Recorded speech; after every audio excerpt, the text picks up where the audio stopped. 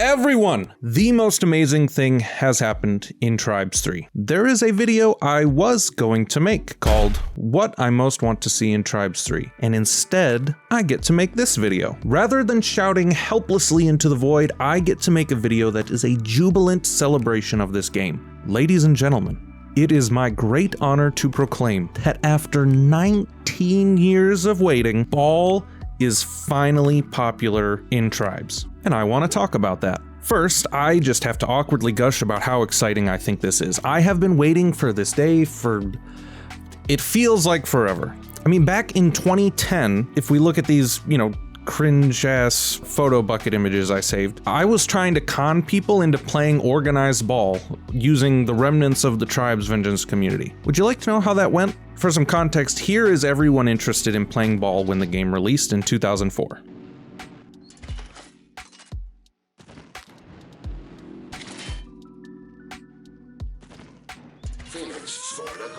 And here is everyone who took an interest in the intervening years.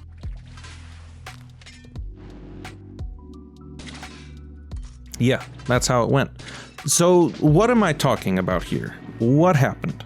Bombing Run happened. Bombing Run is a game mode introduced in patch 1.6. The premise was simple. Here be bomb, grab bomb, run into, explode the enemy base, right? And it was pretty fun, but what happened to Bombing Run with patch 1.7 is nothing short of incredible. So the playtest began on a Thursday evening as per usual, January 25th. I was at a friend's house, unable to play that evening, just read the patch notes, followed some of the feedback. Something they introduced. For Bomb Rush, you can now toss the bomb into score. Awesome. New map, Honor Dome. Smaller map for 3v3 or 4v4 single bomb rush or CTF. Cool. Fast forward, wake up the next day, log in. Turns out, people loved it. And when I say logged in, I mean specifically to the Tribes 3 competitive Discord. I will leave a link to that down in the description. Be sure to join. Very new blood friendly, fantastic place to get pugs going for CTF, Honor Bomb, whatever you want to do. People loved it, so much so that they were referring to it specifically as Honor Bomb, a mix of the Bombing Run and the field that we got where it was most fun to play. Feedback threads were celebrating the game, positive feedback threads, multiples of them. That same day, a patch was to be released for smoothing out some bugs for the upcoming weekend tournament, Rivals Rumble. Be sure to check that out. That was streamed by multiple people, the main one being APC on his Twitch account.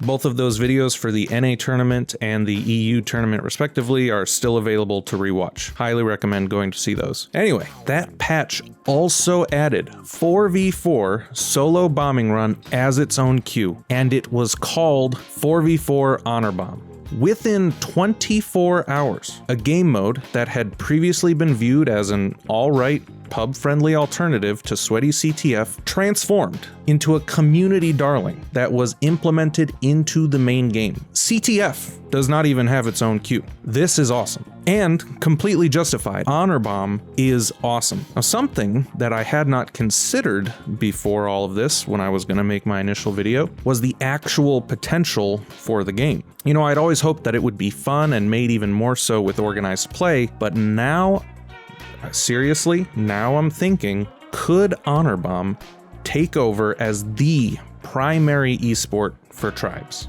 Hear me out. In the video that I was going to make about how all I wanted for Christmas was Ball, I was going to make comparisons to the 2002 Rollerball remake and the 1998 TV movie Future Sport. Both are films that I love and highly recommend, mostly because of how much they show their age, but they're also just fun, I genuinely feel that Tribes and solo bombing runs specifically can borrow heavily from the concepts in these films. The sports in the movies take place in arenas that are iterations of the actual sport of roller derby, except that their courses are harsher, have more varying ways to move around them, and they're not, just going in circles. They have a ball during all of this that they need to score into their opponent's goal while under the threat of attack from those same opponents. Given that, it was not difficult to imagine that this concept and the battlegrounds like that could be expanded into fitting into Tribes gameplay. Whether you did something like a pseudo skate park aesthetic or anything else, I can totally imagine more compact, somewhat smaller, ski-centric maps, either indoor or outdoor, that lend themselves to dashing around quickly, jetting a bit, having to maneuver a ball to your opponent's goal. The Honor Dome specifically has its own great things, like offering play behind the opponent's goal. At the moment, you're also able to throw the bomb in from behind and score. Maybe that stays, maybe it doesn't. And then once teams form organized play, the potential is enormous for amazing plays to be performed and various team styles to evolve as the game does, right? Like in this first iteration, goalies were not very dependable, right? You would see it sometimes work, there would be great interceptions, but for the most part, people are able to run the ball toward the goal still and get close enough that trying to actually be a dedicated goalie wasn't working. Like as the game evolves, who knows what could happen to team compositions, what things will be worth trying and what'll actually shake out to be best. And it could even end up being map specific, what kind of strategies work best on certain maps. Now, where I really think solo bomb games have esport potential is in how understandable they are even to a casual viewer who has no experience with tribes. If I were to oversimplify this, I would say it's Rocket League, but with much more ball control, obviously. You know, you have the same tribes thrill of coordination, skill, and scoring, with the added tension of being under your opponent's crosshairs. I feel like this game mode coming out of the woodwork like this is exactly the kind of thing you want to see from a new game in a series, or at least I do, because it's a very tribes thing. It is a very essence of tribes. Some cool new game mode was able to be attempted that was complemented by the core mechanics of the game, and from there, it was naturally embraced by the community who helped it evolve and wants to continue to do so. That is the quintessential tribes storyline. That is quite literally the essence of tribes, is the community embracing something and taking it further than it was ever intended to go. And to finish off and highlight the enthusiasm for this game mode, I will leave you on a clip from between games during the Rivals Rumbles stream. Before you kick me out here, one more thing. Make your 4v4 Honor Bomb teams. We got a tournament coming up. Is it next week? When is it? Not next week. It's going to be after the Super Bowl. I'll have more details. But make your teams, get ready. We're going again. More competitive tribes. I always look forward to the Fish Sticks APC feedback stream. I would very much like Honor Bomb and the changes that we need to make to be a focus of that. This is what I'm going to do. I'm going to propose 3 changes that I would like to see for Honor Bomb, and then I think that game mode goes to the moon. Number 1, give us the ability to charge the bomb and throw it different distances based on the charge, very much like we used to do in Team Rabbit 2.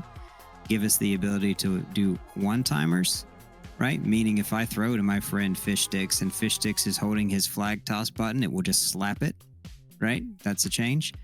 4 changes I'm going to propose. Number 3 is going to be, can we make the outside grid, like instead of it being a wall, make it like a bounce wall, so I can throw the bomb off of it. Right? That's cool. Bounce myself off of it. Let's that go would be full dope. Rocket League. Straight up.